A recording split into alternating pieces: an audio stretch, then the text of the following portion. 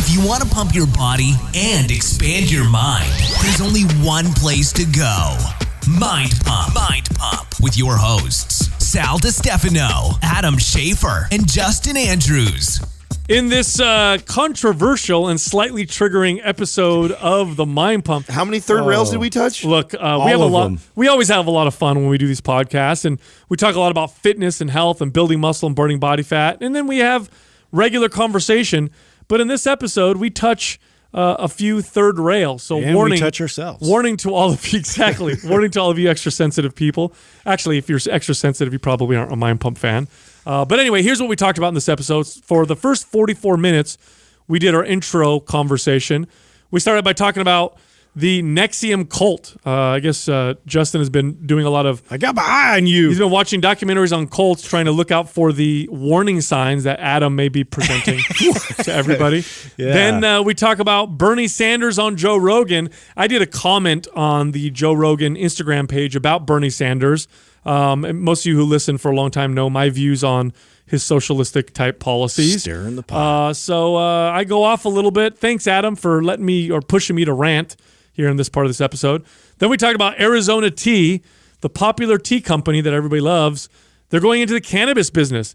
Not just CBD, but they're actually going into the real cannabis business. That's interesting. Yeah. Then Adam gives us a little update on his testosterone. He's going to be doing another male hormone test through Everlywell. Now, Everlywell is a company that will send these tests to your door. They're very inexpensive, and there's a lot of tests on there. The men's hormone test, for example, tests for testosterone, cortisol, DHEA, and estradiol. The women's hormone test tests for a lot of different things, and you test yourself throughout your normal cycle to get accurate readings. But there's also food sensitivity tests.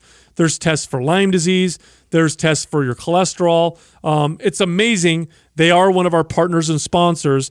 If you go to everlywell.com and use the code MindPump, you'll get 15% off any test purchase.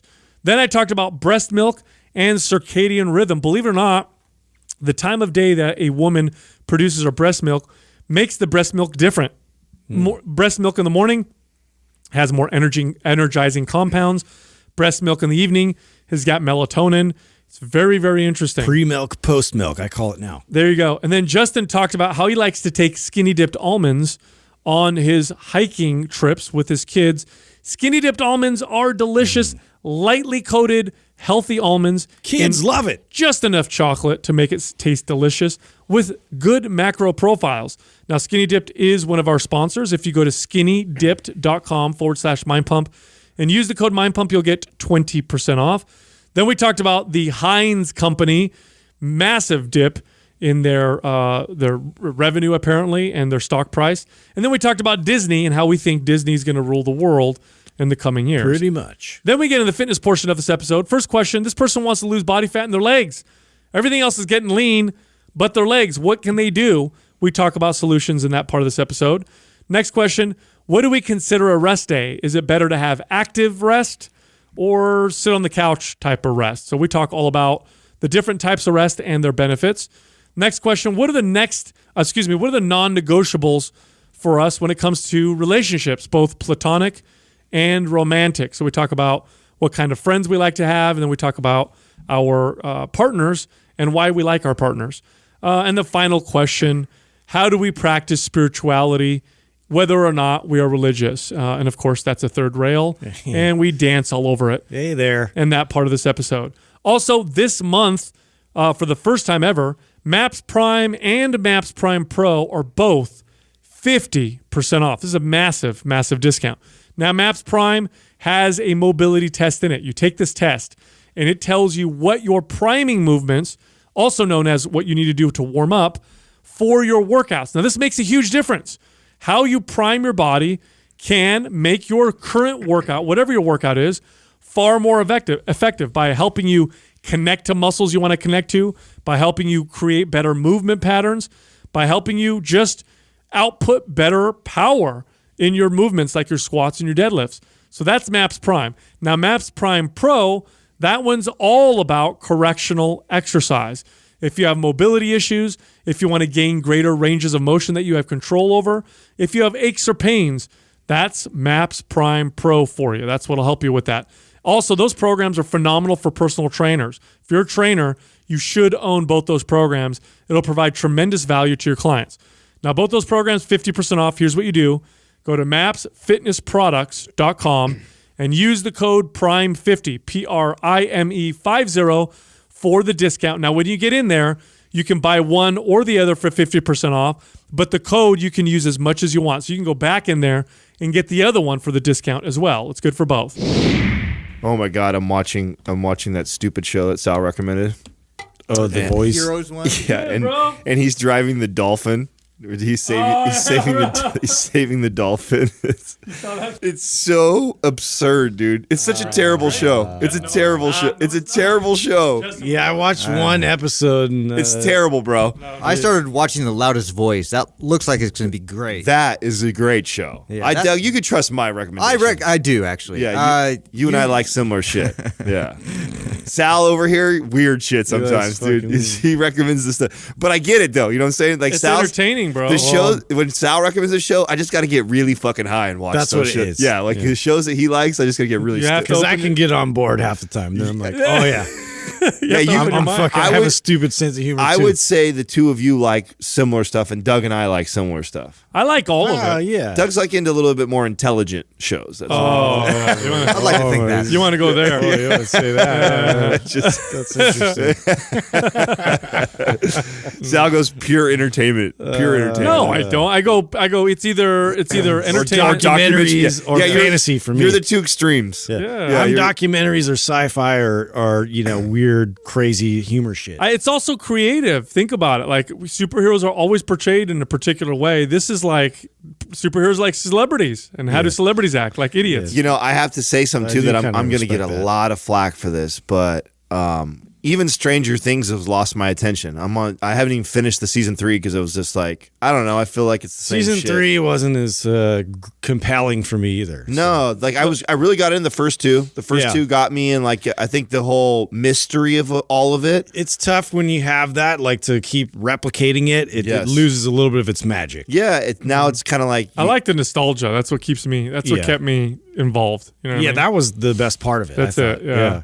But I like smart series too. I like deep series. But sometimes if I'm gonna watch something that's fake, Yeah. if I'm gonna watch something that's scripted, I'd rather just be entertained. If I want to watch something that's heavy, I want to learn something like Yeah. real history or something like that. Dude, I have this thing where I'm like on a cult watch.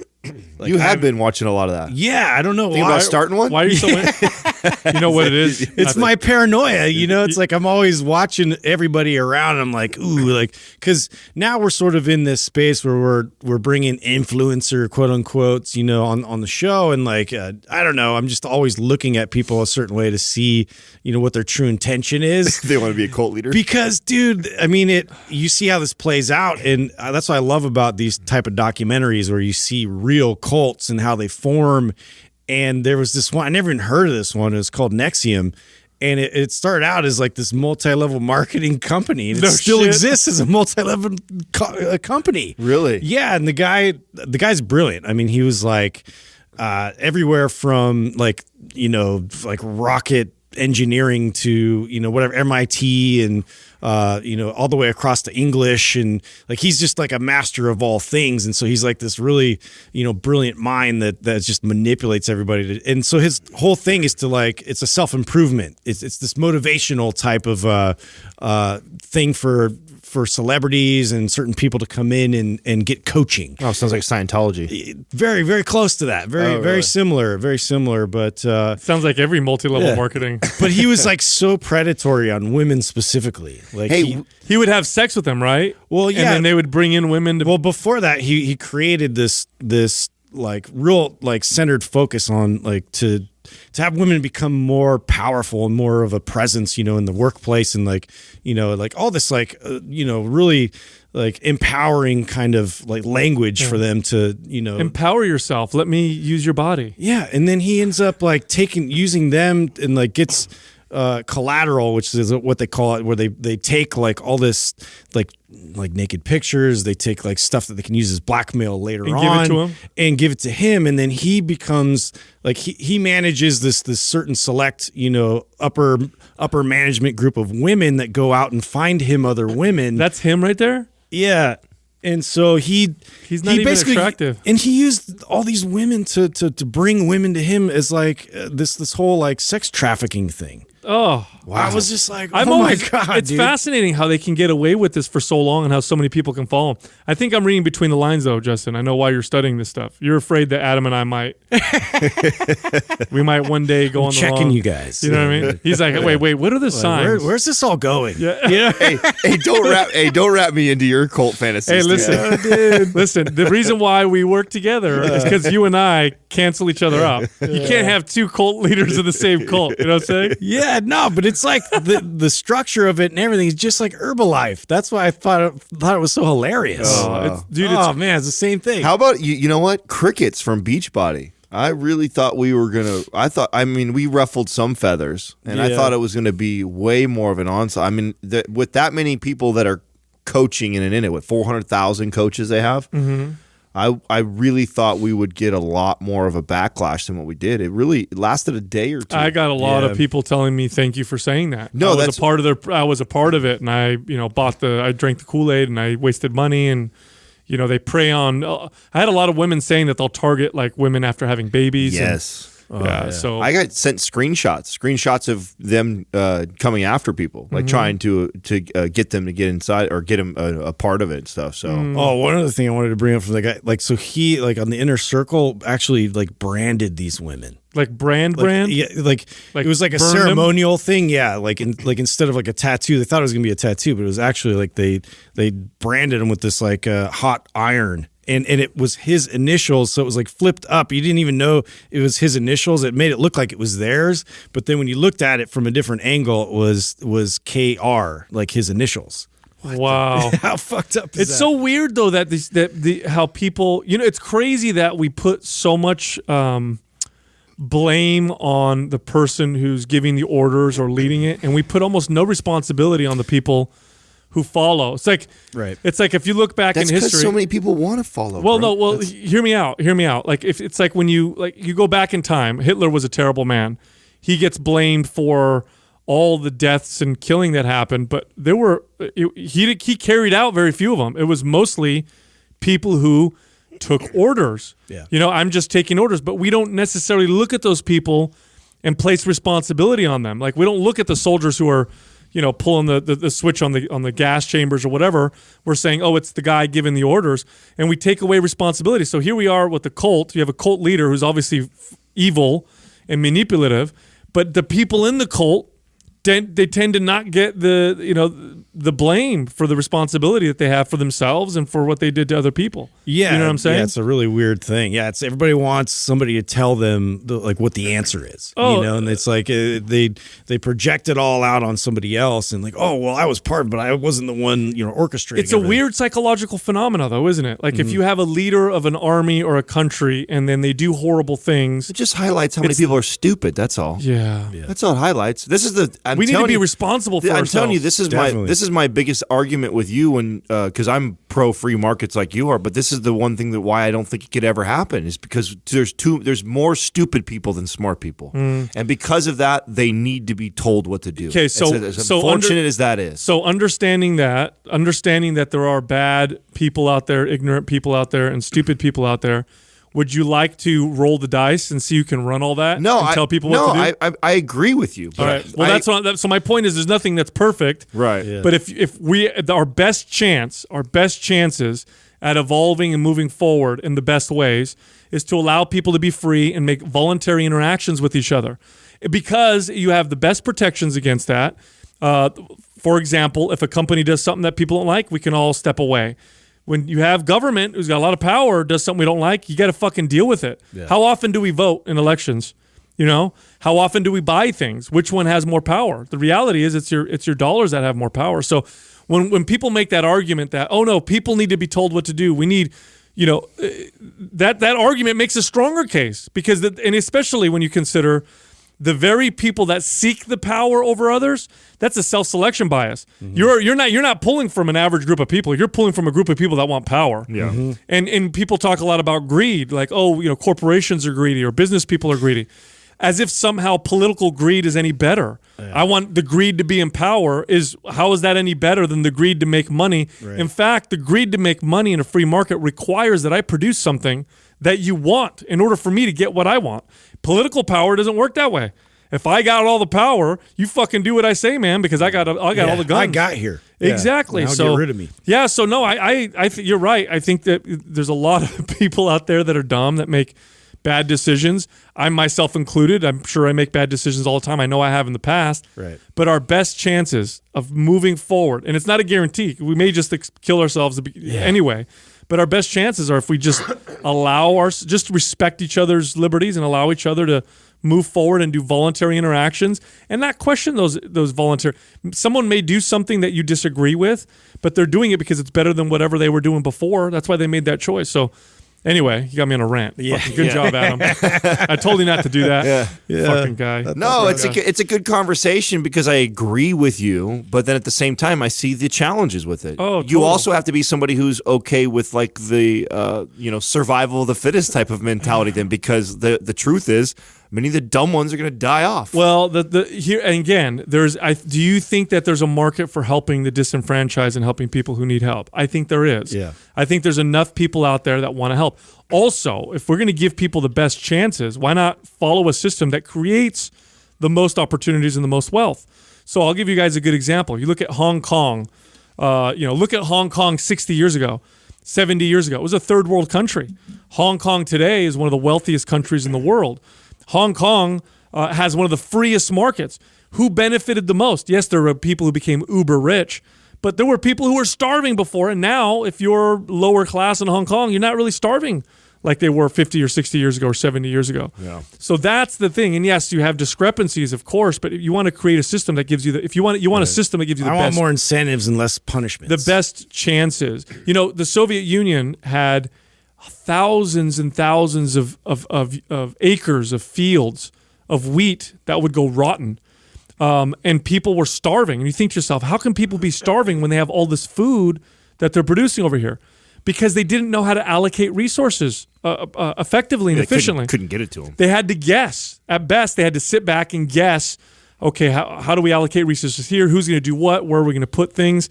Today, to this day, we produce enough food to feed the entire world. The problem isn't food production. The problem is distribution and allocation of resources. Markets just do it better than anything we've ever seen, mainly because you have all these signals. The price of things is a signal. If something's expensive, that means that a lot of people want it. We allocate it differently than if something's inexpensive. And that sounds simple, but it's brilliant in the way it's kind of spread out in the way it works. So if we want to allocate resources best, allow markets to do their job. And again, it's not going to be perfect. It's easy to look at it and point out what's not right. But when you go in and try and control it, you're guessing, man, at best. You're going to guess and say, okay, well, I think this would be the best way to allocate our resources, invent this and do this innovation.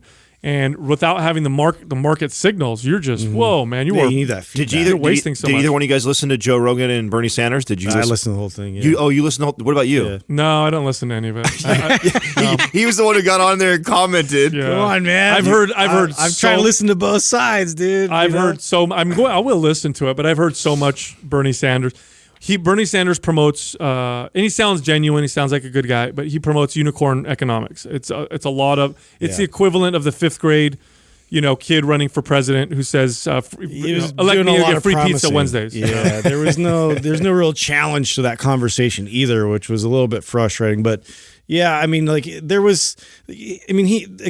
comes across as like has genuine intent, but they all do. Like that's the pitch to get to the top, to get into office. I found it interesting that Joe even had them. Knowing Joe's political views, I thought that was really interesting. Joe says he identifies as a more on the left side. Yeah, but I don't know. He sounds so libertarian in the way he talks. Well, he's right there in the middle. I don't think he wants to recognize that, but he's right there in the middle. Yeah, he tries to have people from both sides. I appreciate that. I like the fact that I just wish he would challenge some people a little bit more. Like when Bernie Sanders says, "We'll have all this free stuff," and then you say, "Well, how are you going to pay for it?" We'll tax the rich.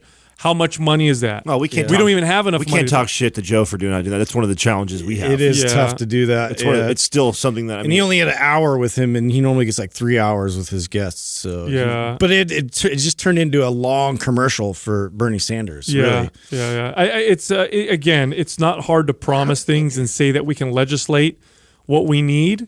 Oh no, we have things are expensive. I know. Like here's a good one, right? I think I can make a case very well that food and clothing is more essential and fundamental than healthcare and education. Because Bernie Sanders promising free healthcare, free education, for example.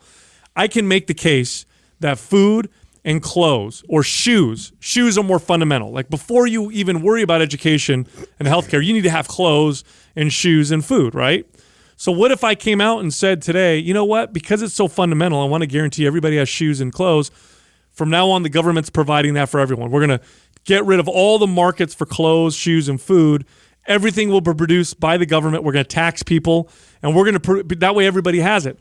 Now that sounds crazy. Nobody would want. Could you imagine what government shoes would be like and government food would be like? They look like your shoes. They'd be terrible. actually, they wouldn't be nearly as comfortable. We'd be all rocking New We'd be Balances. getting big amounts of cheese, though. Yeah. So, but everybody would. Most people, because we know, no, that would be terrible. That'd be absolutely terrible. I'd go insane. Yeah. And so that would get me to move. And but that's what they think that that it works for other things somehow. No, it doesn't. It actually stifles their shit. And our healthcare system's anything but perfect or even free market. It's super regulated and there's a lot of cronyism in there. But it's still the most innovative. A lot of the European countries and stuff that have single payer healthcare, a lot of the medicines that they use were innovated and invested in here. They don't have the innovation and the capital to do that kind of stuff. I saw that. I saw that argument. I went through and read all the. You got me sucked in because I saw you stirred the pot on Joe Rogan's post, and you must have got a bajillion comments. Oh, it was a good conversation. I must have saw 3 different professors trying to come at you with some shit. I saw people attacking you, thinking that you were a conservative over it. I'm like, dude, that's so funny that right away. Someone accused me of taking steroids. I was like, what? Like, yes, the ultimate compliment. I know, like you're not cutting me down, bro. Yeah, I appreciate that one. Anyway, did you guys see that Arizona tea is entering into the cannabis market? So check this out. So dude, that's a big company. Yeah. I did see that, and I want to retract what I said before. So I said that it's so stupid, all the stuff seen, but I started to think about this more, and I got, you know what? What this highlights is that everybody loves fucking weed. At least 75%. And if you're a big company already, like Arizona Tea, you probably surveyed your people, and you went, okay, we have a total of 10 million customers worldwide that drink Arizona Tea. Of that 10 million, we should do a survey and see how many people like weed. And they do a survey and it goes, oh shit, 75% of our customers like weed. Let's just throw some fucking CBD in our fucking tea. Why not? Well, no, that's what's happening. I think they're actually going to do cannabis though, not CBD. They're doing cannabis. Oh, are they? Yes, they're entering into the cannabis market. With same difference. Though. That's THC. my point. Still, my point stands. Sure, of course. We make teas with 30 grams of sugar in them. Let's see how many of our customers like marijuana. Yeah. All of them. Yeah. No shit. But yeah, they're going to make vape pens and THC infused gummies in the cannabis market. That's pretty crazy, dude. Well, they're going to work with Dixie. That's weird. I saw this years ago. I remember when we first started talking about the marijuana clubs and my whole stint in there, and everyone asking why I got out of it. And it's like, it was very clear to me that this was inevitable, that eventually all the big dogs would get involved. And how are you some, small time grower like I was, and producing whatever said product in the space? How am I going to compete with Arizona Tea, dude? How am I going to compete with these companies? Marlboro. How am I going to compete with these companies that are going to come in? It would be your hope. You're praying that they buy you.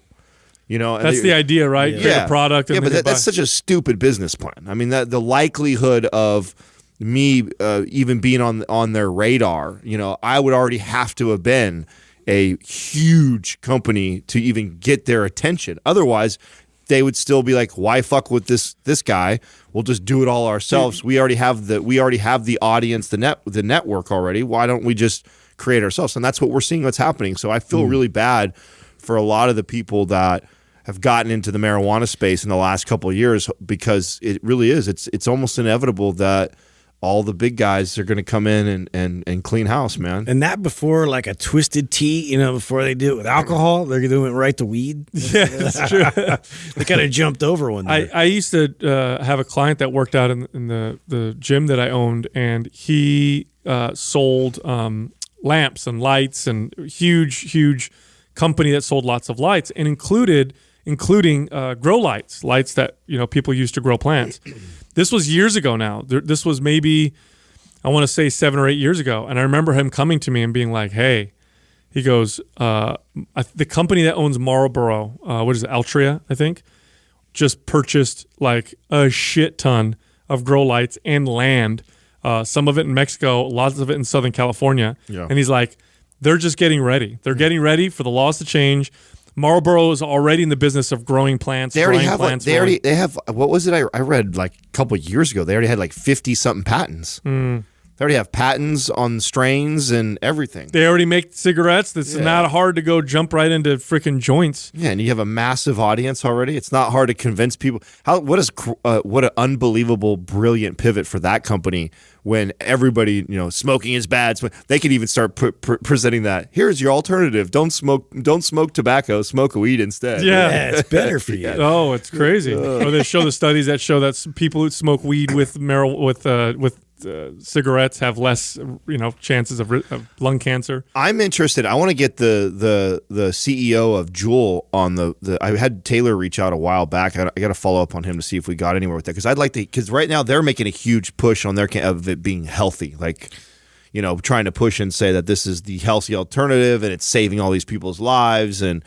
I don't know if I see that. What I actually see. Where's the stats on that? And like how long have they been and what aggregating chemicals these are you, stats? Inhaling when you're inhaling that? And healthier is not health. Doesn't mean healthy. Right. Well, and what ends up happening is because you think it is, you do more of it. Like so now somebody who would have one cigarette, sucks down a whole Juul cartridge in a day because it's so easy, it's smooth, it's addicting. People should just be honest. Right. Hey, it's not healthy for you, but it's fun. Like there you go. Use it at your own risk. It's all good. Make your own choices. Yeah, it's not their job. Your job as a company is to grow, right? It's to make it market. It's I feel like the tech company making their shit addictive. You know what I'm saying? Like you make things addictive so people come back again and you pitch. But that's what I mean. I feel like we're in an age now where people can just be honest and they'll probably do better. Do you know what I'm saying? No, because it goes back to the first thing we talked about: stupid people. You think so? Yeah, we're still dominated by stupid people. Damn it! Hey, I was going to ask you, Adam. I've told you this before. How studies show that after having a child, a man's testosterone tends to drop, and I always speculated that it probably has to do with the just the lack of sleep and stuff. Yeah. Are you due for another? I'm actually due. Everly well test? So I'm kind of mad. Well, I'm not mad. It just. Maximus came 4 weeks early, so I kind of had a couple things planned, timed out that I was going to do before he came, and that was one of the things that kind of threw that off.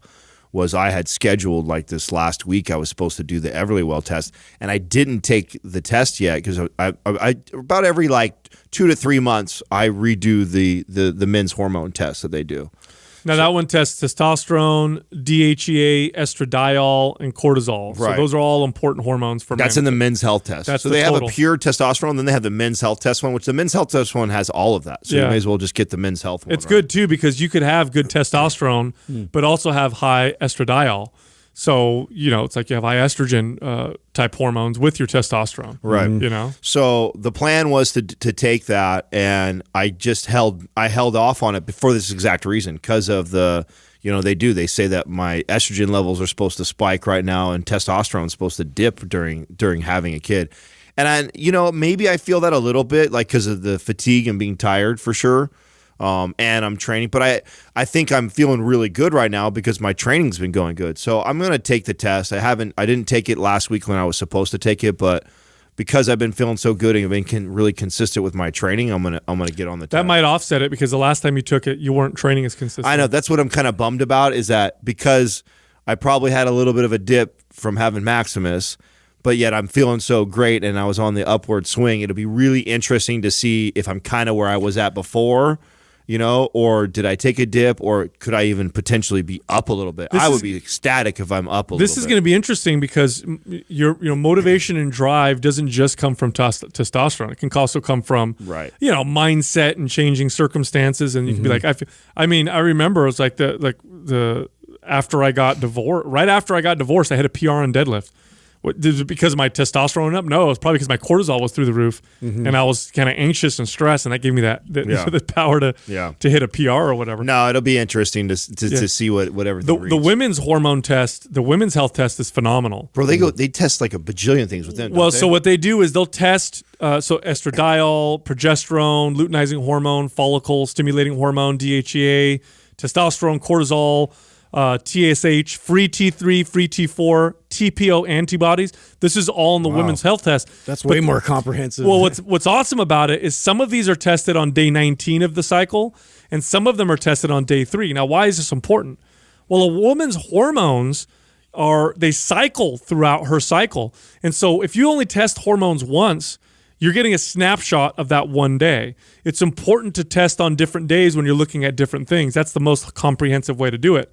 And the Everlywell Women's Health Test does that. So it tests, like, for example, luteinizing hormone and follicle stimulating hormone are measured on day 3. That's when you want to measure those hormones. But like cortisol and estradiol, you want to measure on day 19. That's going to give you a much better, much more accurate look at your hormone profile. And then, of course, the way I recommend using all these tests, if you're a health and fitness enthusiast, and this is a difficult thing to do with your doctor, but not difficult to do with a company like Everlywell, is I suggest doing a hormone test every quarter or at least twice a year, so you can see where you're at throughout the year, in relation to different circumstances, workouts. Most importantly, your adjustments that you make. That's how I like. It's like I know that my training and my diet's been different for the last couple of months, and so I like to see like, how's that responding and making a difference. So that's what's best. Is if you've been doing the exact same thing consistently for 6 months, I see less value in it. But if you're somebody who is constantly manipulating diet and exercise, or maybe you're supplementing something, like I think that's always. How's your libido? That's hard to tell because you're probably not having much sex, so it's probably high. Any sex, bro. Yeah, it's probably high. I'm on the fucking record right now. I've set a fucking record. Well, you are having some sex. It's the one by yourself. Yeah. I'm not having much of that. I'm not even having much of that. Why aren't you being nice to yourself? No, I think because I'm fucking tired, bro. It's like whoa, you're too tired to jerk off? That's what it's like this. It's like this. That's exhausted. It's I've never been that. Actually, you know what it is too. You know it's kind of weird. Because Katrina's in the house 24/7. I don't have a lot of private time. Really? Yeah, jerking off thing was like my own thing. That's like my. That was something I did not see coming. Private time. Hey, do what other married men do. Jerk off at work. Go to the bathroom at work. Hey, man. It just feels. That's shower time. It feels weird to have my wife downstairs with the baby and I'm upstairs jerking off. That's the back shed time. Do you guys do that? Do what? You guys don't do that, do you? What? Do what? When you guys jerk off, it's not when your girls are in the house, are they? Of course. No. Well, what? Dude, she's always there. Not when you're doing something. Not when you're. Wait a second.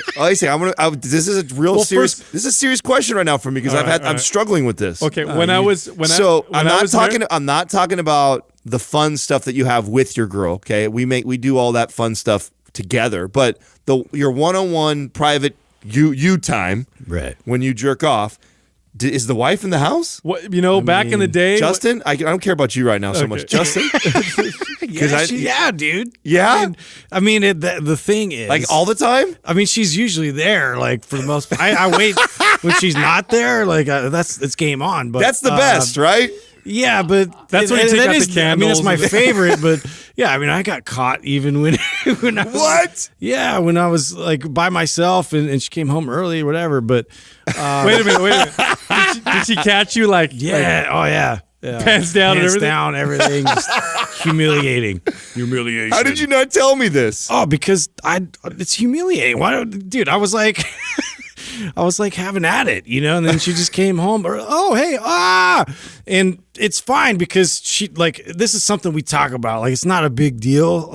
So she like thinks it's funny, and I'm like, it's Yeah, Katrina wouldn't get mad. I told you what happened to me the other day when this was a few months ago when the fucking new truck, the Bluetooth just picks it up right away. Yeah. And the last thing I was watching was Pornhub. So all of a sudden it comes over. Right. Yeah. As soon as we get in, go have dinner together. It's like, on the I had that one time on the Katrina's like, what are you on the watching? Bluetooth speaker. No! I was in the bathroom watching it. You're like, hey, and you're like, I can't hear it, so you just keep turning it up. Yeah. And all of a sudden you hear it No, echo. it's usually for me. It's like it's the shower. Every now and then it'll be like the shower, dude. Because it's like, what are you gonna do? Like, Okay, so this is but she'll come in and then I go, oh.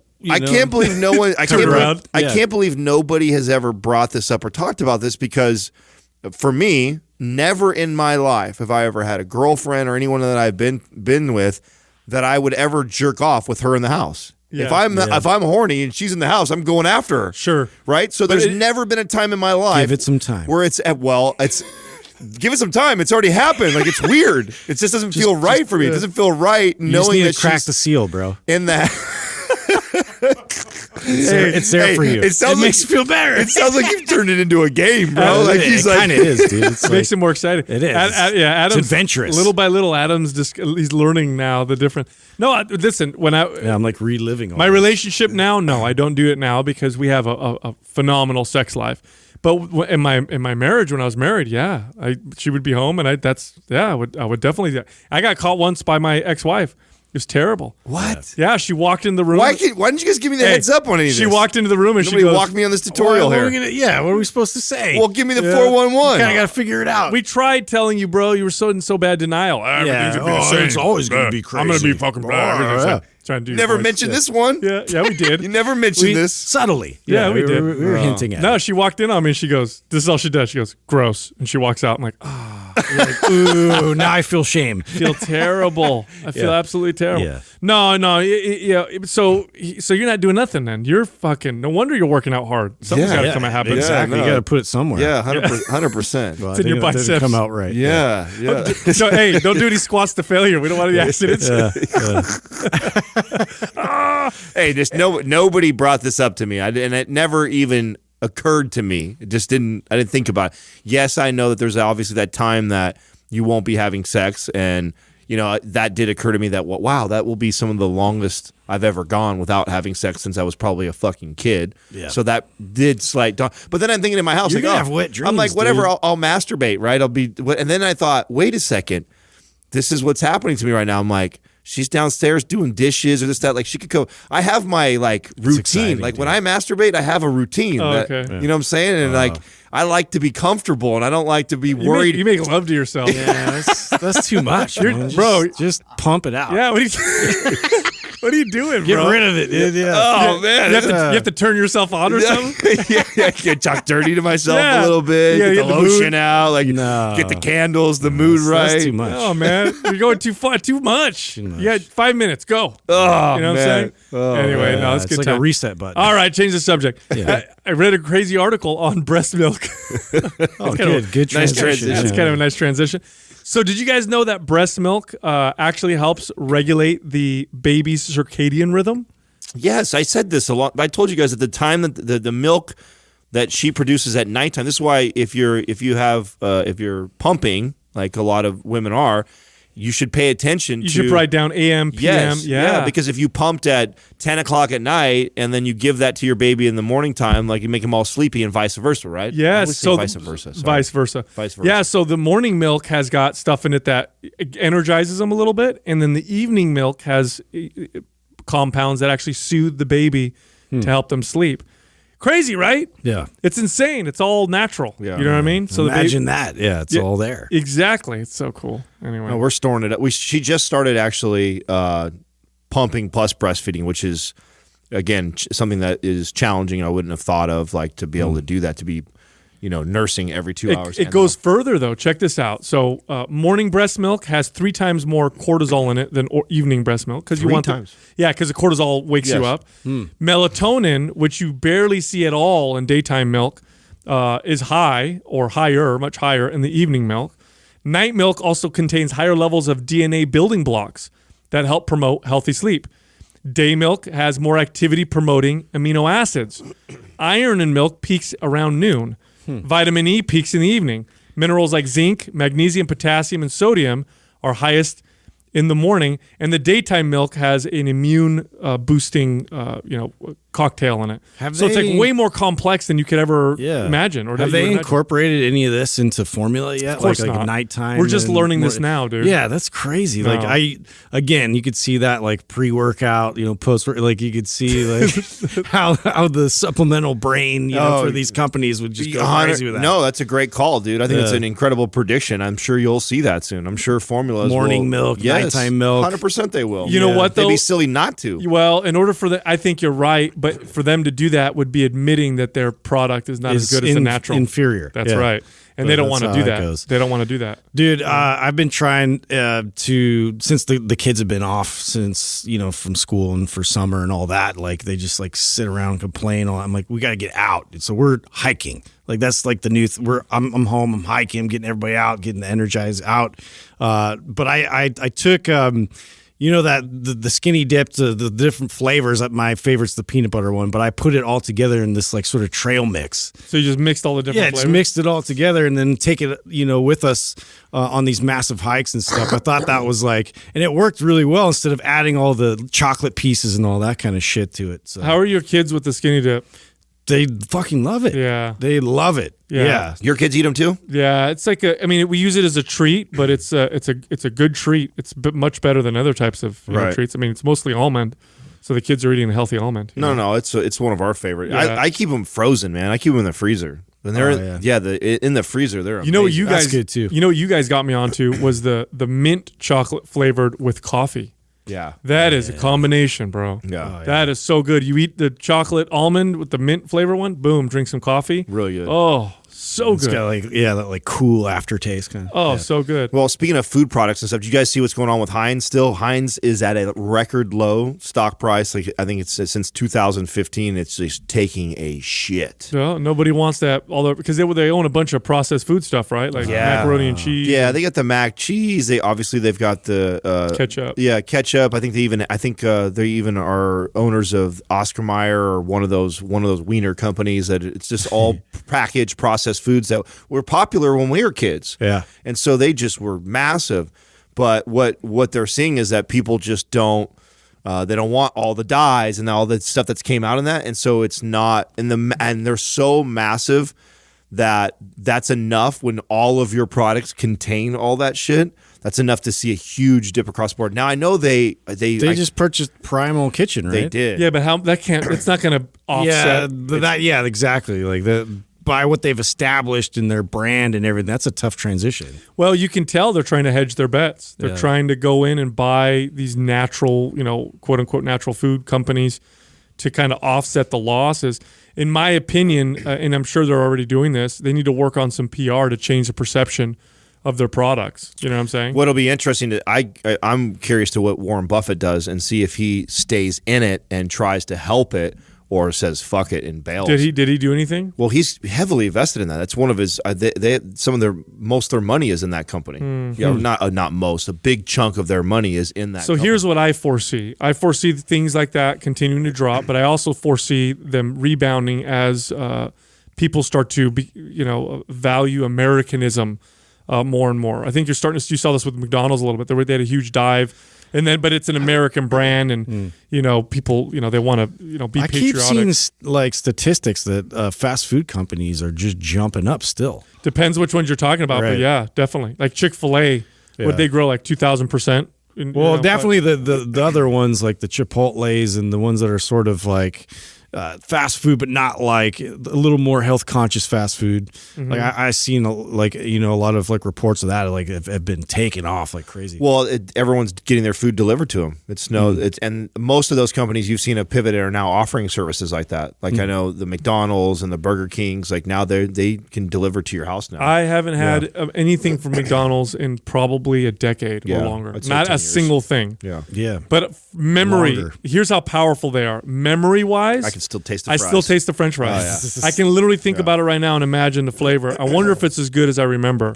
Because I still think that That's they like have the one thing they mastered for sure. Better than any fries that I've ever had. But is it just my memory? Yeah. or is that for reals? So we should go get some French fries. That's how we should. No, I decide hadn't. I'm trying to think of the last fast food I had. I remember because as a kid, my favorite fast food as a kid was Taco Bell.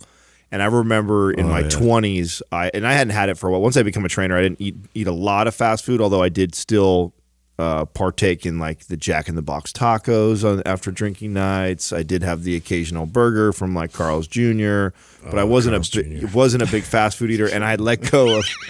I love me some Western bacon. Oh, cheese. I used to love them, bro. I used to eat those like crazy. But I do remember in like my mid to late 20s going back and like kind of like having all of them at one point, right? And they weren't. They just didn't live up to what they were. The memories or whatever. Yeah, they definitely. You know what I feel like it is? I feel like you have to eat it 2 or 3 times in a row. Yes. Start becoming addicted to them again. It's like the protein bar thing for me.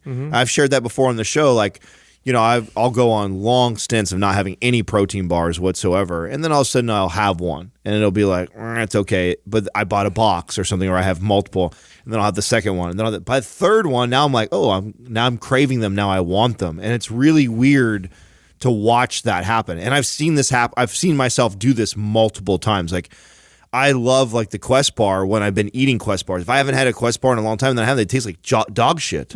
I just can't stand But it. after you've eaten a few of them. But after I've eaten a few of them, then they're like, it's like a Isn't that treat. weird? It is weird. So weird. And it's weird because I've done that multiple times. Like is that right? That can't be right. That's weird how that's happening. Now, so I used to like, I thought McDonald's was good as growing up. I liked them. Carl's Jr. as I got a little older, just because they have more meat and sustenance or whatever That substance was in my there. favorite. Jack in the Box was decent. You know which one I fucking never liked? I tried it twice and I was like, this is disgusting. Why does it even exist? Arby's. Arby's? Never liked it. I never liked it. I loved Arby's. The It's 5 so for 5. It's so weird. Oh, man. It's fucking hot deli meat with liquid cheese on See, it. you know what though? You Yeah, how's I go to the deli? You just got into eating prime rib though, and they do horseradish and prime, and the Arby's 5 for 5. When I was bulking back in the days, my god, that was a good. There was one right across the street from 24. Yes, that's the one I used to go to. I tried it 2 times. I'm like, okay, I'm gonna try it again. You gotta dump the horseradish on it. That's just why. makes no You sense. can't have it by itself. Taste It's like not shit. even a good deli sound. It's terrible. I just don't like it. Hey, did you guys see the article I shared on Disney? Yeah. You see that? So okay, Disney, Hulu, ESPN, $12.99 a month. $12.99 a month. Oh man. Yep. That's affordable. I think Disney's Bro, you got your kids. Now you know got that your You sports. got everything covered there. You know the profits are down though, right? You know their stock went down because their profits are down. That doesn't mean that I think they're going to blow up. Yeah, that's just because they didn't hit quarterly projections, which I'm sure they've been investing a bunch. they've been spending a lot. Yeah, spending a lot of money right now. Their parks aren't making as much money. Right. So they have. That's what I see, and that's what I thought when I was there, and it was like, you know, it wasn't like super crowded like it had been for me every time I've been there. And I got like a little, I'm like, wow, is there revenue down for the park? Because it just felt like there was a lot less people. Watch when they launch this. Watch when they launch this streaming, especially Sal. If you agree on this, you know, conservative type of movement that we're going to see as a backlash of what we've seen for the last few years, because that's something that Disney's done a really good job of staying the wholesome family first. And look at the brand, the Hulu, Disney Plus, and ESPN. That's all age appropriate for every age. You could love watching all the channels or all the things that are provided on that platform. I think just this is the way I look at it. Disney still to this day has the best writing consistent writing that I've ever seen. Yeah. I mean, you see them take over a franchise like Star Wars and actually do a pretty fucking good job. Do you know how hard it is to fill those shoes? Mm-hmm. That is, I wouldn't want it. You could give it to me. I'd turn it down because how could you fill those shoes? They did a pretty damn good job. They just write really well. Their storytelling is so good. It's really funny, like Disney people. Like, there's people even complain about like a Mary Poppins. Like, oh, it's not the same. It's like it was good. Like, and I'm, you know, it's just new. It's like people don't like change, and that's just always going to be the case. So if you can keep, reinventing a lot of these stories, don't they have Avatar? They have Avatar now, yeah. And Avatar don't they have like 3 or more of them coming out? 4 more, yeah, that they already like shot. Yeah. Oh, wait till that comes out. Well, I know. I have a feeling that's going to be a blockbuster. Of course it is. Marvel. I mean, I think they're a power. I think they're a very smart buy. I really, really do. I think, and then they're doing a good job with new media. They're moving into new media very, very intelligently. You know? Yeah, slowly, bro. They're taking their time. They're walking up to this. That's why like a little dip in the stock right now ain't a big deal. If anything, I think it's a buying opportunity. Buy personally. more, but still way up from when we told everyone to get it like last year. Yeah, it's still even. I mean, it has room to dip. And you know, this is just I have to tell people this. If I say this is a good idea to buy this, I own it myself. So just that's a what do they call that? Disclosure, right? Mm-hmm. This quaz brought to you by Organifi. For those days you fall short on getting your organic veggies or whole food nutrition, Organifi fills the gap with laboratory-tested certified organic superfoods to help give your health and performance the added edge. Try Organifi totally risk-free for 60 days by going to Organifi.com. That's ORGANIFI.com. And use the coupon code MINDPUMP for 20% off at checkout. First question is from AC Longear.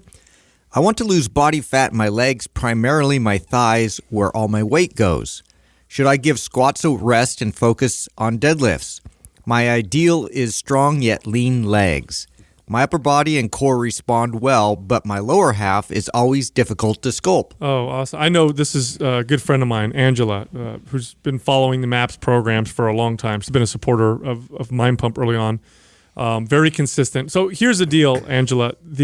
First off, for women, storing more body fat in their legs or having a tendency to store body fat in their legs is not just common, it's actually quite healthy. When women start to store more around their midsection in relation to how they've always stored body fat, then you got to look and see if there's some potential hormonal issues that may be causing a change in the way you're storing body fat. But studies have shown that women who store body fat in their legs and butt tend to be healthier, have lower rates of inflammation, have better, easier childbirth, and so on. So it's not a bad thing. Now, here's the thing. Here's the unfortunate part. You can't spot reduce. Now, what you can do is to try to live a lifestyle and workout program that promote healthy hormone levels so that you have a healthy body fat storage profile, if you will. But this sounds like, and I know you are pretty healthy. It sounds like that's what's happening. That's just the last place you're going to lose it. The first place that you store body fat's the last place that you lose it. So if you want your legs to get totally lean, you just have to keep a new level of leanness, getting leaner. A new level of lean. I remember, and I shared this a long time ago on the podcast when I had fallen out of shape. I'd gotten the worst shape I had been in, and it was when I was 30. Then I decided to go on this. I'm going to go from the worst shape to the best shape of my life, and I went from 20% body fat down to 7% body fat. When I did that, I still remember I had this little like pooch, around your belly button. Yeah. And it was the weirdest thing ever that I had this because I was scratching my head, because the reason why I was scratching my head that would seem so weird to me was I knew I was leaner than I'd ever been. Even leaner than when I was in like high school. I might have been like a skinnier kid, but not with the amount of muscle mass that I had on me and that low of body fat percentage. I've never been measured at 7%. So it was definitely the lowest I'd ever been in my life. But I do remember as a kid, like I had a flat stomach and I never had like a little pooch, but I'd carried body fat for so long in that area, and I hadn't been that lean in such a long time that even when I got down to the leanest I ever been, my body had still kind of this stubborn fat that was kind of hanging around my lower abs. And I thought to myself, fuck, is this good? Am I going to have this no matter what? And I remember then I went on like a little mini bulk. Then I went back on a cut again. Then I got even leaner, down to like 6% body fat. And I noticed that it got better. And I thought, oh shit, okay, maybe if I just make sure that I don't allow myself to get put on a bunch more body fat again, and I keep myself into relative good shape, bulk, but when I bulk, I put on good muscle, then I come back down, I get leaner than I've been. And I just kept, about the third time that I had done this, where I had, bulked for a couple weeks, then came back on a hard cut, then bulked and came back on about the third time, it went away completely. And I was at the leanest I'd ever been in my life too. And I'm down to like 5%, like I was getting ready for a stage. And I finally saw it go away. But I also thought to myself, like, wow, now how often does this happen to clients of mine where they, lose, X amount of body fat and they still have an area that on their body that they just, oh man, I don't like the way it looks, or it's still there. And it just gave me better coaching now that, wow, okay, it's stubborn and it seems frustrating because you've been in good shape, or maybe you're even in good shape right now, but you have these areas. but it's not like you don't lose hope that you can't still get rid of that body fat. You just got to take your body to a new level of leanness that it's never seen before, and eventually it will go. And then the key is once you eliminate it and you lean out, you get so lean that you've eliminated these areas, then what you can't do is fall off the wagon and just put on a bunch of body fat again, because it'll go right back to that place. You then have to do like a controlled bulk where, okay, if you do increase the calories again, you got to make sure that you're training, still strength training and building muscle, so those extra calories that you consume go to building muscle versus going to that spot. And you also have to, it's tough because we'll become so hyper-focused on one area of our body that will push our body to limits to try to improve that one area, not realizing that there's other potential negatives for what we're doing. So, for example, for me, if I get hyper-focused on having striated, shredded muscles, especially in my midsection, I've gotten lean enough to where I've seen veins in my abs. Like, I've gotten that lean. But then when I look at my face, I look gaunt. I don't look that healthy, and I don't feel as healthy. And so when you look at the big picture, you have to ask yourself, do I want to get so lean that I finally see my legs get shredded, but then my health isn't as good, and I don't necessarily feel as good? It's one of those things you can't have it all. You can't have it all. So you got to kind of ask yourself that. And for women in particular, getting too lean, because I know this young lady, and she's always fucking lean. She's very lean. She walks around very, very lean. Being too lean, especially for a woman, can cause hormonal issues and can be quite unhealthy, especially if you maintain it for too long. So don't focus so heavily on just one thing. But again, if you take all that into consideration and you're like, look, I just want to get leaner. It seems like this body fat on this part of my body is not responding. You just got to get leaner. Keep getting leaner because, again, the first place you put it on, and this is largely genetic, although hormones do have their influence. For example, as I was saying earlier, when a woman's hormones get off and her cortisol levels are higher throughout the day than they normally would be, you tend to see, some studies will suggest that there may be more midsection fat storage. That's different from what they may normally experience. But aside from that, the vast majority of the reason why you store body fat where you do and why it wants to stick on some areas and why it's so easy to lose on other areas is genetic. Right. It just is. And in generally speaking, and of course this isn't true for every individual, but generally speaking, men store more body fat around their midsection and their lower back, and women store more body fat in their lower bodies and in their arms, especially the back of their arms. This is just general. In fact, I've known men to store body fat like women, and I've known women to store body fat like men, and it just doesn't. You can tell it just doesn't look right. You ever seen a guy with a real heavy kind of lower body? You can upside tell. down triangle. Yeah, you could tell. Pear body. Yeah, they shouldn't be. They're storing body fat in ways that don't seem natural for, for their sex or whatever. But yeah, nonetheless, you just got to keep getting leaner. There is no workout you could do to target a part of your body. I mean, you could always build muscle, and more muscle will look leaner with the same amount of body fat.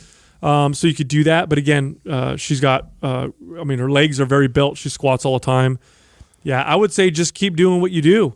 And if you want to see your legs get leaner, you have to push your body fat down even further. The key though is to push it down, then come back and build, right? So like don't what some people will do, or what would have happened to me if I would have been obsessive about that area and I got down to 7, I just kept pushing the body further and further and further and further. That wouldn't have served me as well as, hey, okay, I got down to 7% body fat. I still kind of have this pooch. Okay, I'm going to go back on a bulk and increase my calories because that's what's healthy for me and that's what my body needs right now. And then while I'm doing that, I'm building muscle. So even though my weight's going up, calories are going up, I'm not putting on a lot of body fat at all. And so then I build the metabolism back up and then I go back down again. And so that's kind of the key is, try and push yourself into a new level of leanness that you've never seen before. Once you get there, reverse out, go back to a bulk, but make sure you're eating correctly, you're training, you're building muscle. Do that for a few weeks, then come back down. You do that consistently enough, it'll go away. I promise it will. Next question is from Minnie Fig. What do you consider a rest day? Is it a day without weights, cardio, or both? All right, I'll tell you what I personally consider a rest day, and then I'll tell you what I would consider a rest day depending on the client or the person I'm working with. Now, for me, a rest day is still active. I'm still typically doing stuff. It's just not structured activity. It's not scheduled activity. So I'm not necessarily at the gym, although I could be. I'm not necessarily doing a workout, but I'm either walking or hiking, or maybe I'm in the gym doing mobility work, light trigger session type stuff. Studies will show that recovery-wise, active recovery is probably better. It's better both for faster recovery, and it's also better for results because the body thrives off of activity. It just needs to be done appropriately. Now, for clients, this is largely true as well. That's what I would tell them. Hey, on your days off, just stay active. Make sure you're doing stuff and you're not just laying around. Now, that being said, there is some value to doing nothing. Every once in a while, especially if you're really beat up and pushing yourself real hard. All depends on who you're talking to. Yeah, I would say, you could just do nothing and watch TV all day and just kind of relax. And lastly, consider your mental state. I can make a mobility workout extremely stressful just by my mental state. Yeah. And it can also be very recuperative depending on my mental state. So that's part of it. Like where you are in your head while you're doing these things. It's got to be therapeutic. Yeah. You got to be in that mental space. And for me, I look at it as an opportunity to, work on just different movements. And I tend to do like really light, moderate to light intensity. But I spend that time to, place my body in positions because I'm in such fixed positions all the time. And these are the areas I'm always trying to address with my hips and my ankles and my shoulders. And I use the days in between to really make sure and I express that movement and get my joints to still function and still have that ability. And so it doesn't require a lot of conscious effort. Like I've built it into just part of the way I get up and I do things. If I know I'm going to get into my truck and sit for a long time in my truck, before that, I'm down on the floor. I'm doing 90-90. I'm going through pigeon. I'm just grabbing, the wall and I'm opening up and there's always opportunities throughout my day to just get up, move and twist my body and rotate and get all these types of different types of movements in. Yeah, not moving for a long period of time is pretty detrimental on the body. Your body will atrophy and adapt quite quickly. If you've ever had a broken bone or had a cast on, you've had a sprained ankle or something like that for a week, you've all experienced this. You take the cast off, and just a week of not moving that area, the muscle is, gone. Like you've lost tons of strength and size of the muscle. I learned this as a kid. I used to think that after I'd work out, I had to lay on the couch, not burn any calories, not move, let my muscles grow. And then I realized I built more muscle when I would work out and then go BMX riding or hanging out and going, running up in the hills with my cousins or whatever. I built more muscle as a result of just kind of being active as well.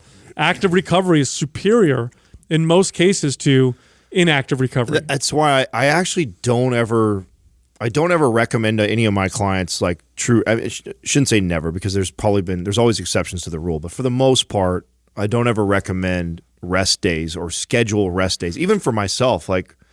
Because the way I look at what would be a quote unquote rest day is just me scaling back the intensity. So, a rest day for me might look like sauna, mobility, and calf work. That's really the intensity of me training my calves and doing some mobility stuff and sitting in the sauna is really almost therapeutic for me. There's not a lot of crazy training that's involved in that for me. Now, to Sal's point, I could come into those two things though, especially when you're talking about training the calves and mobility, and I could make them extremely intense. That could be a hard workout for somebody. You could do a mobility session where you're sweating like crazy, and I definitely can do a calf workout where I'm sweating and it's hard.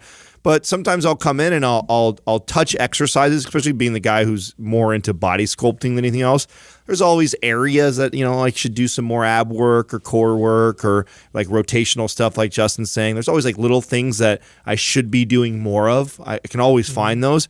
And sometimes I'll go in the gym and I'll just do some of that stuff, but I do it with this a different attitude towards the workout. It's not, I'm going to get in there and get this workout. It's like, I'm going to cruise. I'll come in here in our studio and we've got mace bells and Indian clubs. And, sometimes a workout will be that, a bunch of therapeutic band, sauna, swinging some clubs around. I'm not breaking a hard sweat in. I'm just kind of working on keeping my shoulders mobile and doing maybe some core stuff. that can be, a rest day. I'm not training. I'm not bringing a lot of intensity to my workout. I'm promoting blood flow. I'm staying active and still moving, so I'm getting like steps and calories burned. Sometimes a rest day could be I'll go to the gym and do an hour of lists. So I'll get on the elliptical, put on my favorite audiobook. Just cruise. Yeah, and just really cruise. I'm not even hardly sweating it at all. In fact, I probably wouldn't even break the sweat till probably the last 10 minutes of it because it's not even pushing at all. But I'm just moving, keeping the body moving. And I like to try and be at the gym or try and create movement every single day and not plan. The only time where I might give myself and say, you know what, I shouldn't go to the gym today is I probably would be traveling a lot. So I'm flying quite a bit, a lot of stress at work.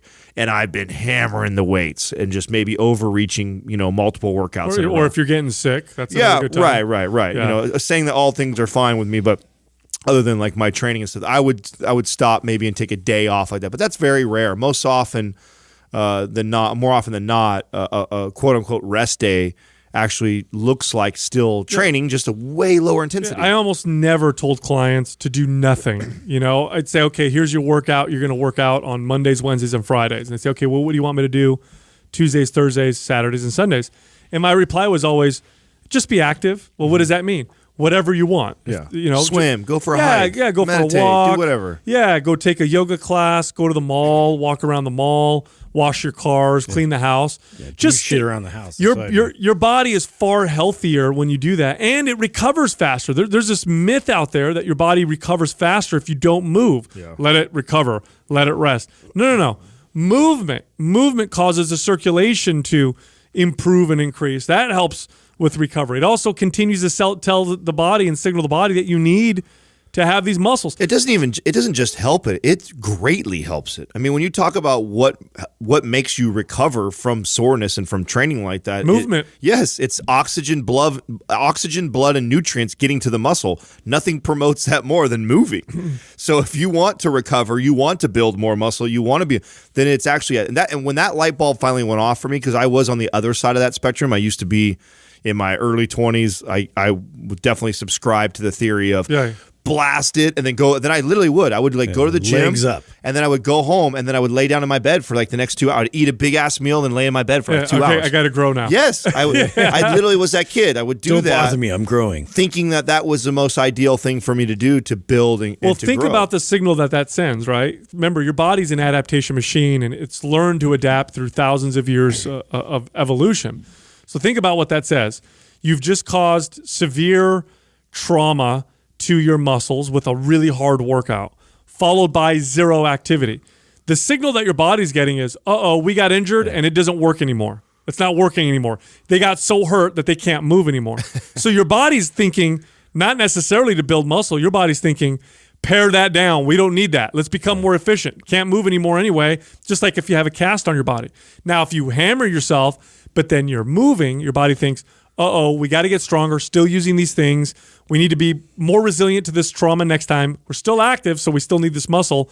Divert resources. Let's get it recovered. Let's get it stronger. This just highlights another reason why I can't stand sometimes when we take these studies and we just run with them, because it's like I remember the studies back then, what we were reading, and it was the importance of getting in the parasympathetic was so important to recovery and building. You can be parasympathetic and move. I know, but that's not. But the way you would think about it is like, where need the most parasympathetic? Sleep and rest. So you would think, okay, well, if that's eat, sleep, rest. Like if that, then the bodybuilder mentality is the more is better. So if I could be rested as much as possible, then I'll recover faster. No, I'll tell you, you could do this experiment on yourself if you want. Go to the gym, hammer your legs, stay in bed for a full week, go back to the gym, you're weaker. I promise you. Yeah. Go back to the gym 3 days later, you're weaker because you've been laying in bed the whole time, even though you hammered your legs super hard at the gym. And then on the reverse, go hammer your legs, but then the rest of the week, do some stretching, mobility work, maybe do some body weight squats, body weight lunges, do some hiking, go back to the gym, you've improved every time. Next question is from Drops of Jewels. What is a non-negotiable for each of you when it comes to interpersonal relationships, both platonic and romantic? Oh, yeah. Oh, wow. You know what? I'll tell you what, speaking personally for me, I am an extremely forgiving individual in terms of personality, flaws and, breaks in character. And, if you look at the group of people that I consider, I have very few super close friends, but I have a lot of friends. And if you look at the group of friends that I have, you would see such an eclectic array of different types of people. Some of them, have been to jail, and some of them have issues with alcohol, and some of them might seem like, Leave It to Beaver, super perfect, and others are, liberal or conservative. Or I love, if people are cool, I am super, super forgiving. But there's one thing that has to be in place for that to happen, and that has to be authenticity. I have to know and feel that you're just being real. Mm-hmm. If I know you're being real, I'm super forgiving and super cool. If I feel like you're not being genuine with me, I don't know who you are. I don't know what to trust, and so I can't open up. I can't have that. Can't work with that. I can't work with that. I can't have a friendship with someone that I don't know. Who am I being friends with? That's really pretty much it. And aside from that, don't be an evil asshole. But other than that, I'm super forgivable. You just got to be real. So that's on the platonic friend side, right? Because that's what I would agree with that too. Which is hence why radical honesty is one of our core values. Hence why we have trademarked "Stay Authentic." I mean, it's definitely something that we all, I think, would agree. It would probably be one of our top non-negotiables for a platonic relationship with anybody. It's just so important that you are an authentic, real person. And I'm the same way too. Like, I have an eclectic group of people that I hang out with all different political views, religious views, drug addicts, not drug addicts, cool people, straight people, all, you name it, like everything you could think of. And the thing that's most important is that you're comfortable with who you are. Like, that's what attracts me to people. But for relationship wise, like, with like Katrina, I think that one of the things that was so attractive about her for me was really her confidence. Like, in a relationship, I found later on how important that would be. I didn't know that would be that important, and I probably dated a lot of really insecure girls in my early 20s, searching for all the wrong things, not really knowing what I wanted yet, and piecing that all together. And it really came full circle when I finally met her when I turned 30. And that was, I needed a woman that was just every bit as self-confident as I was, or more. And that, to me, has been everything in our relationship. I mean, that her confidence level, and she hates that I tell the story how we first met and how I kind of fell in love with her and stuff, but it's true. It's what made me fall in love with her, was that level of self-confidence, that because it pushes me to be even more confident. Like, I already think that I'm already a really self-confident person, and I'm also somebody who's got a lot of friends, and I go a lot of places, and I'm in the fitness space, and to have somebody who is constantly struggling with insecurities would put so much stress on the relationships that I was in the past. And having somebody who has that much self-confidence has been like, so now it would be a non-negotiable. Even if Katrina and I weren't in a relationship and this is a different life, knowing what I know now, like, that would be like probably my number one non-negotiable. Like, I need a woman with self-confidence. Mm-hmm. Yeah, I could echo that a lot. I mean, self-sufficient, and like, having that is super important, because I've dated women in the past where it was, like, you could do no wrong even then, where I would try to get a rise or like a challenge, and it just wasn't there. And I need that to keep me grounded, to keep me anchored, to challenge my own bullshit, because I know I am, like, I'm full of shit just like everybody else. Like, we have stuff that needs to be checked occasionally, and as long as it's like done in a loving way, and it's something that, like, you can have that kind of rapport. So it's like you're talking to somebody who is also very much like strong-minded and independent, but also like will sacrifice, will like balance you out. That's like always been super important to me, is to have somebody that's intelligent and can have like their own path that they're living in life, but share it with you. And I think that it's tough, because you want to like duplicate yourself and project yourself onto your partner a lot of times. And so that's where I enjoy the fact that I'm not I'm not the same. We have a lot of similar interests. We have a lot of similar trains of thought, but there's a lot of those moments where I do run into, oh wow, you don't think the way I do. And I feel like that's important. That's the same thing I feel with the platonic relationships. I don't want friends around me to have the same ideas as me all the time. That's fucking boring. I love diversity. I love like people. I feel like that's where we find truth. We find truth in different perspectives. And I feel like people are so afraid nowadays of like having a difference of opinion. And I think it's so important that we do. Yeah, I think the common thread though needs to be authenticity, right? Definitely. If they're being real, then you can have your differing opinions, but respect the fact that the person's being genuine. And of course, you got to be a good person. Yes. I think self-awareness is really important. I was just gonna. It's so crazy you're in my head right now. Yeah, That's exactly what I was gonna say right now, because I think that goes hand in hand with those. And oh yeah, because I'm really forgiving. Like if you're not first of all, nobody's perfect. God knows I'm not perfect. I'm far from it. But I'm very forgiving with a lot of things, so long as the person's self-aware enough to identify and be like, okay, well, that's something I need to work on, or here's something that I'm dealing with, or self-aware enough to be able to take criticism. Of course, it needs to be positioned in a way that's not, like criticizing the person, but to be able to take criticism and be like, okay, let me look in the mirror and see, what are the things that I can work on. I really appreciate and respect that. I also love intelligence because I love deep conversations. Surface conversations for me are just very difficult. It's very hard for me to have a conversation that goes 2 inches deep. I need to, I don't care what we're talking about. You guys know this about me. We'll talk about any subject, and the next thing you know, I'm diving in deep. It just keeps me stimulated. I would not be able to date a partner that wasn't able to do that, or that liked the surface stuff, because it would drive me crazy. I need that kind of stimulation. I also need to be with someone that's, that's very touchy-feely, loving, sexual. I'm a very physical person as well. I like to hug and kiss a lot, and it wouldn't work for me to be with someone who wasn't like that. I would probably annoy the shit out of them, and then I would probably think they didn't like me, because they're not the same way. I grew up that way. We're just lots of hugging, lots of kissing, and so I like that in a relationship as well. And I even like that with my friendships. Like with you guys, I think I've kissed you guys on the cheek at least a dozen times now since we've been partners. I know it makes you guys feel uncomfortable sometimes, but that's just, I'm starting to get used to it. That's just me. And I like it. And I need to show. I've always liked it. Yeah, Adam doesn't get uncomfortable, but it makes me uncomfortable. Yeah, because he gives it right back. But I try and turn my cheek on him sometimes. Yeah. Maybe that's the move. Yeah, here's the cheek. Yeah. I don't want the lips. Tongue. The self-aware thing for me that's a big one. Is such a big one. Yeah. I was just thinking about, that's a good point. I always like to be as real as possible and share like stuff that happens in our relationship. And it was just a couple days ago, and I think I shared with you guys off air, where I'm on this kick right now. I'm on a mission to fight the dad bod, to get myself in better shape, even being a father, with everything I have on my plate. And so that's really important to me right now. And I've expressed that. I've communicated that to Katrina.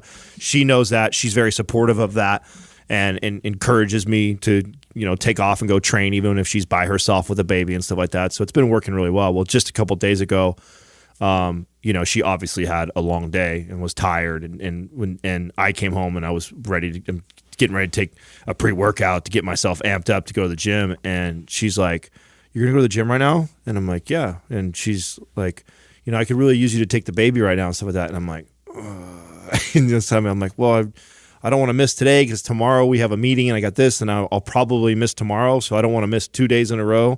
So I really want to go." And she kind of gave me back again, like the, how much she's been doing on her own and this and that. And I'm just like, and what was great was there was a moment there where I was really frustrated, and I wanted to be frustrated at her, but then I'm self-aware to understand what she's going through, right? And what that must be for her. She's so self-aware of that. I've already expressed to her and communicated this is important to me. So there was actually this moment of like, I just didn't say anything. And I went and got the baby, changed his diaper, put him on my chest, kind of rocked him to sleep and stuff.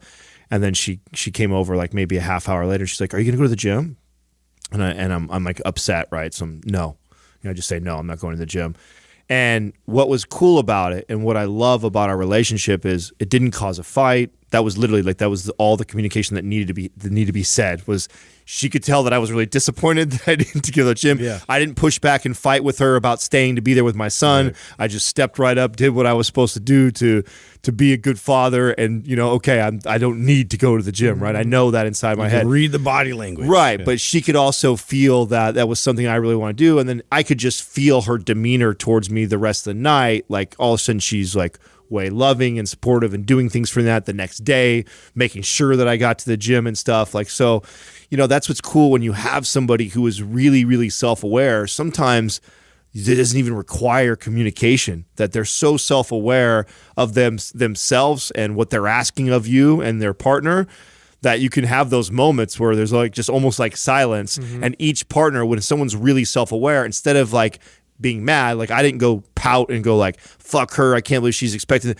What I do right away is I think about me. I go, okay, what do I own in this? Like, I am dad, like that. She's got to be really tired. And she does the same thing, and we don't even have to talk about it. I know that she goes like, oh, I know it's really important to him that he wants to train right now, and I know he's working hard for that. He's been incredibly supportive and helpful as a partner. Like, how can I not let him? So I know that conversation's happening in her head. Mm-hmm. At the same time, that conversation's happening in my head. That to me is like real self-awareness on like another level. And when you have a partner that's like that, man, it saves so many fights and going backwards in a relationship. And I can't express how important that was to find somebody who had that level of awareness. And I would say that, that probably goes hand in hand with the authentic and being real thing, but would probably trump what I originally said as being number one. Next question is from Ashole41 with a Z, double Z. I know what you're doing. How do you guys practice spirituality even though you may not be religious? Yeah, this is a great question. That's just Sal's the only one that doesn't believe in God. No, this is a recent. This is something that I've relatively recently, realized the importance of. For a long time, for longer than this part that I've realized that health is such a big sphere, an all-encompassing sphere of different things. It's your physical activity, it's your nutrition. I knew that early on. Then I realized, sleep is a part of that. Then I realized, my relationships are a part of that. Mm-hmm. And that's where it was for a while. Relationships, sleep, exercise, nutrition. It took me a little while to realize that there's a spiritual side of health. And this came from reading studies on blue zones and studies on people who live long and who are happy. And how a sense of meaning has always been a part of that, and how you find meaning in, I guess, spiritual ways. Now, many of these people were religious, but not all of them. So realizing that, I started to dive into spirituality. I started to dive into religions and see, like, why do these religions, why do so many people find them so valuable? Is it a human flaw, or is there a purpose behind it? Is there a value? And for things to last that long, I think humans can be very arrogant, right? We can look at things and be like, oh, stupid, we're dumb. There's no value in that. Well, if something has lasted for thousands of years, then there's usually a purpose for it, and it's a good purpose, and you don't want to just throw things away. So I've been doing a lot of reading and whatnot, and so lately what we've done, Jessica and I, is every Sunday, and we do some kind of a spiritual practice. Now, sometimes that means we go to a church and we listen to a pastor speak. Sometimes that means we pull up a video on YouTube and we watch something on meditation or Buddhism, or we learn something about another religion or philosophy. But for me, and this is a recent thing and I found tremendous value, once a week now, I dedicate at least a few hours to try to build my spiritual wisdom, if you will, because there's a lot of truths that are out there, and the spiritual truths are different than the truths that you might get out of a textbook in regards to nutrition or science. And so I'm opened up. I've opened up to it, and I found a lot of value in it. And what it's done for me is it's actually made me more grateful.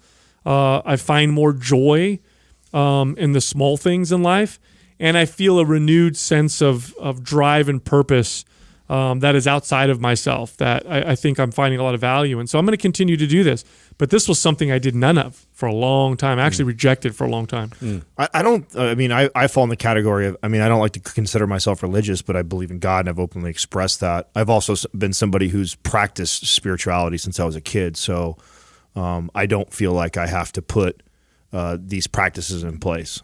My mother would think so. My mom would like to hear that I have a routine that where I open the Bible up on certain days, or I make sure that I pray X amount of times and going to church every Sunday. But the reality is that I definitely have practiced that for a very long time in my life. I've already been proven the value of it.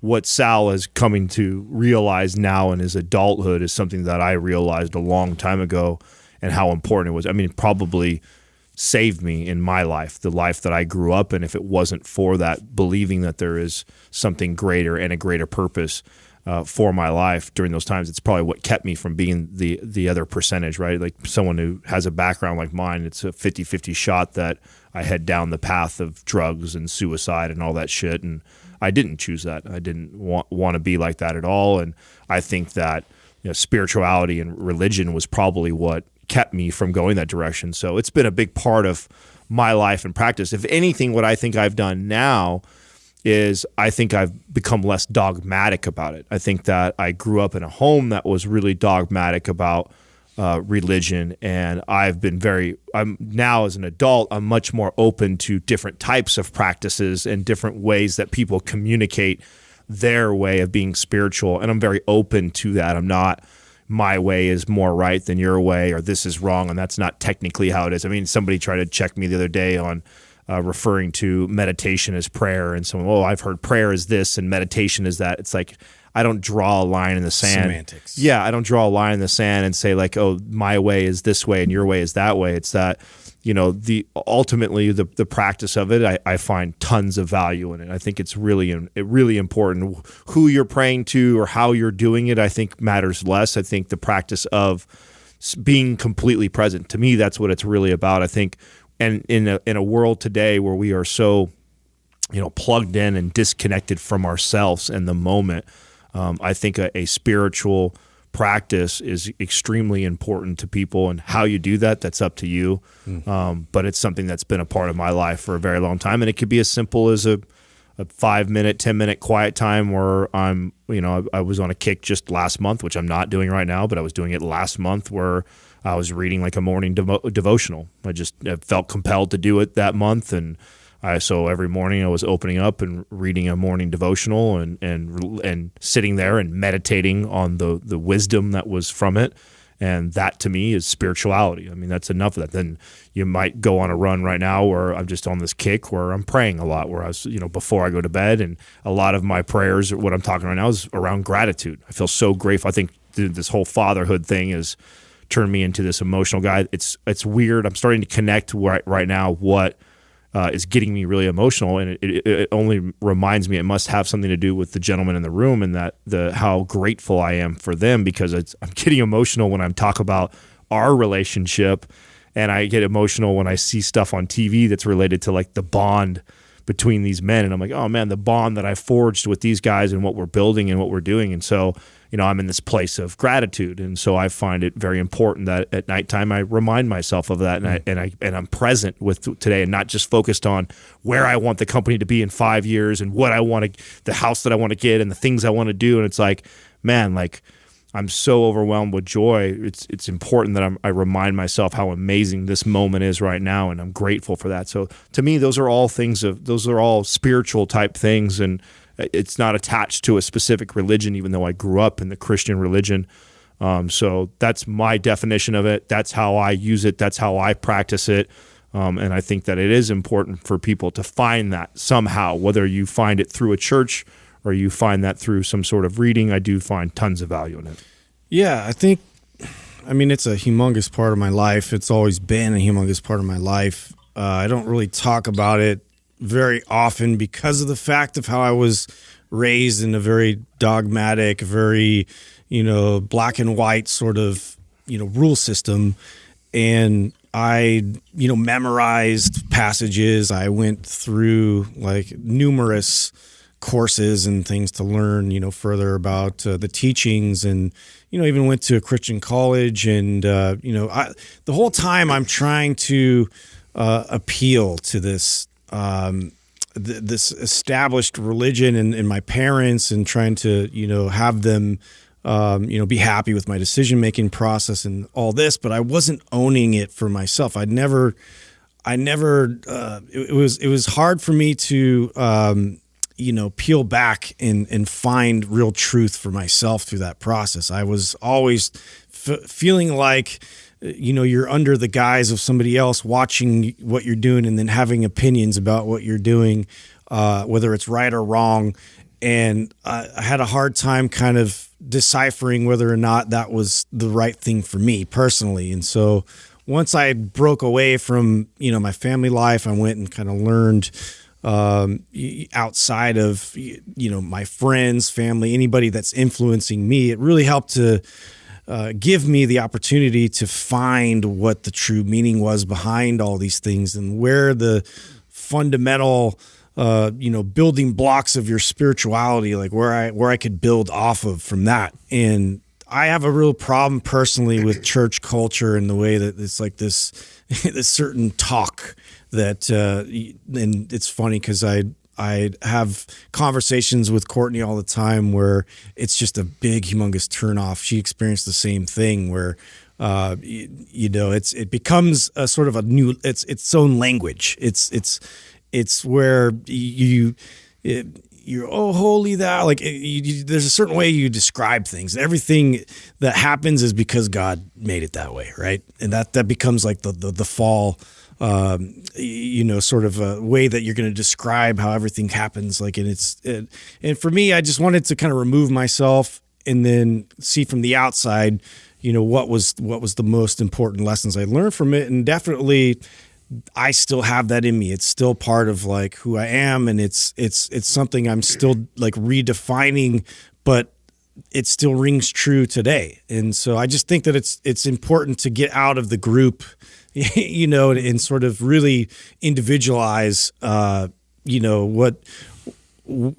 you're going to live your life, and really spend time thinking about that. Spend time thinking about what is true north? Where is your purpose? Like you have to really consciously think about that, and take away all the influencing around you, and spend that time. So the meditation, the removal of your comfort, and getting out there and putting yourself out there, I think is a very important part of the process as well. Yeah, I think what you need to do, because I was a staunch atheist for a long time, and I've said this before. I think a lot of atheists know more about religion than religious people do, because we search and we read, and that's where we come to our conclusion. And so for a long time I was atheist, and then I started to kind of change my views on things. I had someone close to me, get sick and die of cancer. She was very religious, and watching her grace through the whole process helped me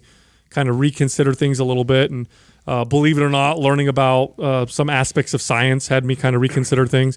I think religion hurts itself. I don't want to say that. I think what hurts religion is the metaphysical aspect of it, the otherworldly aspect of it. I think if you're searching for real wisdom, forget that part. Forget the magic part about it. Just look at it and look at the wisdom that's written in some of these religious practices, especially the major religions. And the reason why I say especially the major religions, because they've lasted for thousands of years and they've resulted in successful societies. So you know that the wisdom that's within them is effective and good wisdom. And it's so funny. It's like, Eckhart Tolle is is an author that Jessica introduced me to, and he's now become one of my favorite authors. And he's not religious, but he talks a lot about the ego and how you disconnect from the ego and detach yourself from, worldly things, and how that helps you become a better person, all stuff. And a lot of this, what he says is very, very true. Psychologists will call it mindfulness. In Christianity, they call it the Beatitudes. You learn about the Beatitudes. Blessed are the poor. Does that mean it's good to be poor? No, it means the people who don't identify with money are blessed. It's okay to have money. Just don't identify with it. It doesn't define who you are. It's not your ultimate goal. So these are all the wisdoms that you can find in these things. Right. Because if you're like I was, where I got to the point where I was like so repelled by anything that I didn't want to care. I didn't want to look. But once I opened up a little bit and dived deeper, I was like, wow, there's a lot of, forget the magic aspect of it. Forget the otherworldly aspect. Let's look at the wisdom that's in there. Why do they talk about food this way? Why do they talk about sex this way? Why do they talk about possessions this way? Why do they talk about relationships with each other in this way? And you start to dive deeper and you realize, like, there is a tremendous amount of wisdom that's just as true today as it was when they wrote these things thousands of years ago. Yeah, I always look at it as, where does this like train of thought end up? And I'm always assessing that if because you see it get recreated all the time, like All the time. People come up with another concept that's like, Because they're true. because and it always comes back to, it stems back to the root of it is these building blocks. It's these truths that exist for a reason. Well, here's a good one. Here's a really, really good one. This is something that we take for total granted in modern times. It is not natural at all for humans to regard each other as equal at all. And I don't mean equal as in we're the same. That's not what I'm talking about, because that's obvious. We're not the same. Some of us are tall, some of us are short, some of us are dumb, some of us are smart, and whatever. That's not what I'm talking about. I mean equal in the sense that we should all have kind of equal rights and be treated equally. You look at the Constitution, the Bill of Rights. We take that for granted. You know, we protect speech. We should all be able to say what we want. We should all, protect our property and ourselves, and we believe that. Like, nobody thinks it's okay for me to go steal someone's shit, regardless of how dumb the person is or how much smarter I am or how much. Everybody would regard that as terrible, right? We take that for granted. It was never like that. For most of human history, there were fucking kings and queens, and everybody else was under them. There were slaves. We did not regard each other as equal. But then you had this huge, this powerful religion, Christianity, and I'm just speaking for Western civilizations, that talked about how humans were created in the image of God, which meant that we all were born with these kind of equal. We all had this image of God, so we're not better than each other. That wasn't expressed very accurately in the early days of this country, for example. But that belief is what led to the Bill of Rights, and what's led to the constant seeking of valuing each other's liberties. That is not a natural thing. That is a wisdom that people, or if you believe in God, God gave to people. But that is a wisdom that we came up with through religion, and it's because of that we developed Western societies, and a lot of these beliefs, they weren't natural. So it's fucking remarkable when we talk about the wisdom that exists in these spiritual practices. Like, whether you're atheist or not, disregard the magic aspect of it. Just look at the wisdom that's in them, and that's what I'm doing right now. It's like once a week I dedicate time to looking at this wisdom and being like, okay, and I'm blown away every time. Now that I've kind of taken down the walls, I'm like, wow, this is crazy. They wrote this thousands of years ago. This is just as true today as it was, I guess, back then. I guess there's a lot of stuff that changes, but a lot of stuff that doesn't change. So anyway, it's pretty cool. Look, if you go to mindpumpfree.com, you can download our guides. They're all absolutely free. We have a new guide on there. It's our hard gainer guide. So if you're somebody that struggles with building muscle and gaining weight, you might want to check that one out. You can also find us all on Instagram. You can find me at Mind Pump Sal, Justin at Mind Pump Justin, and Adam at Mind Pump Adam. Thank you for listening to Mind Pump. If your goal is to build and shape your body, dramatically improve your health and energy, and maximize your overall performance, check out our discounted RGB Super Bundle at mindpumpmedia.com. The RGB Super Bundle includes MAPS Anabolic, MAPS Performance, and MAPS Aesthetic. 9 months of phased expert exercise programming designed by Sal, Adam, and Justin to systematically transform the way your body looks, feels, and performs. With detailed workout blueprints and over 200 videos, the RGB Super Bundle is like having Sal, Adam, and Justin as your own personal trainers, but at a fraction of the price. The RGB Super Bundle has a full 30-day money-back guarantee, and you can get it now plus other valuable free resources at mindpumpmedia.com. If you enjoy this show, please share the love by leaving us a 5-star rating and review on iTunes, and by introducing Mind Pump to your friends and family. We thank you for your support, and until next time, this is Mind Pump.